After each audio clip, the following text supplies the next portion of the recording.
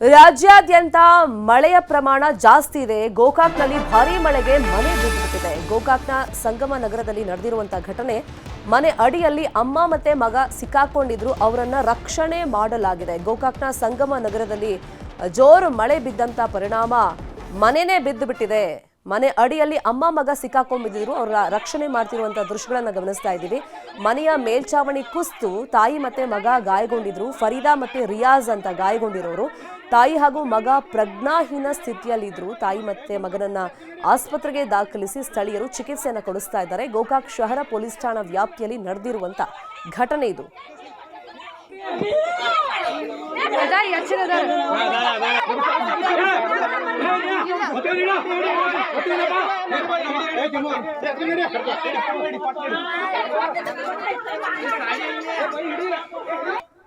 ಇನ್ನು ರಾಜ್ಯದ ಹಲವು ಭಾಗಗಳಲ್ಲಿ ಮುಂಗಾರು ಮಳೆಯ ಆರ್ಭಟ ಇದೆ. ಉತ್ತರ ಕರ್ನಾಟಕ ಭಾಗದಲ್ಲಿ ವರುಣನ ಆರ್ಭಟಕ್ಕೆ ಬ್ರೇಕ್ ಬೀಳ್ತಾ ಇಲ್ಲ. ಬೆಳಗಾವಿ, ಗದಗ, ರಾಯಚೂರಲ್ಲಿ ಮಳೆ ಅಬ್ಬರ ಇದೆ.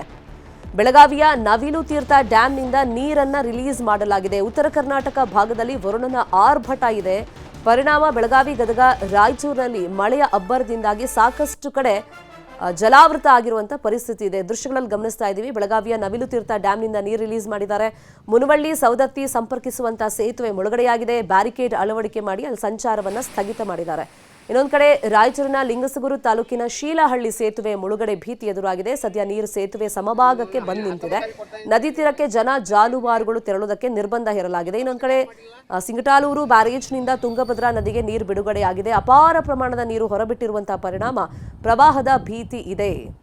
ಇನ್ನು ನದಿ ತೀರ ಪ್ರದೇಶದಲ್ಲಿರುವಂತಹ ಜನರು ಎಚ್ಚರಿಕೆಯಿಂದ ಇರಬೇಕು ಅಂತ ಹೇಳಿ ಸೂಚನೆ ನೀಡಲಾಗಿದೆ. ಇನ್ನು ಗದಗದಲ್ಲೂ ಅಷ್ಟೇ ಜಿಲ್ಲಾಡಳಿತ ಹೈ ಅಲರ್ಟ್ ಅನ್ನ ಘೋಷಣೆ ಮಾಡಿದೆ.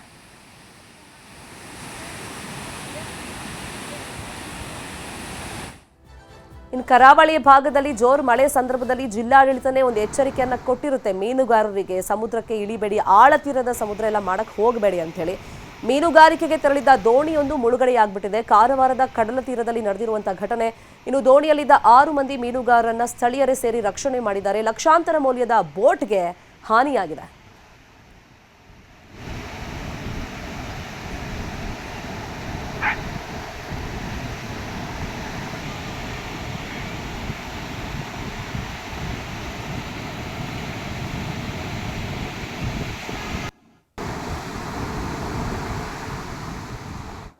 ಇನ್ನು ಕೃಷ್ಣಾ ನದಿ ಪಾತ್ರದ ಗ್ರಾಮಸ್ಥರಲ್ಲಿ ಮತ್ತೆ ಪ್ರವಾಹದ ಭೀತಿ ಎದುರಾಗಿದೆ. ನಾರಾಯಣಪುರದ ಬಸವಸಾಗರ ಜಲಾಶಯಕ್ಕೆ ಒಳಹರಿವು ಹೆಚ್ಚಾಗಿದೆ. ಈ ಹಿನ್ನೆಲೆಯಲ್ಲಿ ಡ್ಯಾಂನಿಂದ ಏಕಾಏಕಿ ನೀರನ್ನ ಬಿಡುಗಡೆ ಮಾಡಲಾಗ್ತಾ ಇದೆ.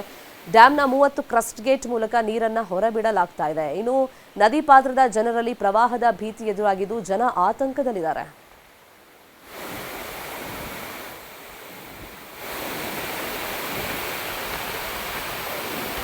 ಯಾದಗಿರಿ ಜಿಲ್ಲೆಯಲ್ಲಿ ವರುಣನ ಆರ್ಭಟ ಮುಂದುವರೆದಿದೆ. ಕೋಟಗೇರ ಗ್ರಾಮದ ಸೇತುವೆ ಮುಳುಗಡೆಯಾಗಿ ಜನರಿಗೆ ಸಮಸ್ಯೆ ಆಗ್ತಾ ಇದೆ.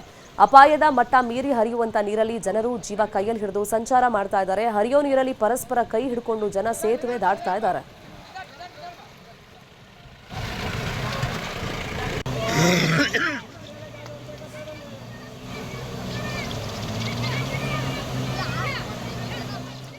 ಪಶ್ಚಿಮ ಘಟ್ಟಗಳ ಸಾಲಿನಲ್ಲಿ ಧಾರಾಕಾರ ಮಳೆ ಹಿನ್ನೆಲೆಯಲ್ಲಿ ಮೈದುಂಬಿ ಭೋರ್ಗರಿತಾ ಇದೆ. ಚಿಕ್ಕಮಗಳೂರಿನ ಶೃಂಗೇರಿ ಸಮೀಪದ ಸಿರಿಮನೆ ಜಲಪಾತ. ಕಲ್ಲು ಬಂಡೆಗಳ ಮೇಲೆ ಜಲಪಾತದ ಆರ್ಭಟ ಇದೆ. ಜಲಪಾತದ ವೈಭವದ ದೃಶ್ಯ ಡ್ರೋನ್ ಕ್ಯಾಮೆರಾದಲ್ಲಿ ಸೆರೆ ಹಿಡಿಯಲಾಗಿದೆ. 100 ಅಡಿ ಎತ್ತರದಿಂದ ಭೋರ್ಗರಿತಾ ಇದೆ ಸಿರಿಮನೆ ಫಾಲ್ಸ್.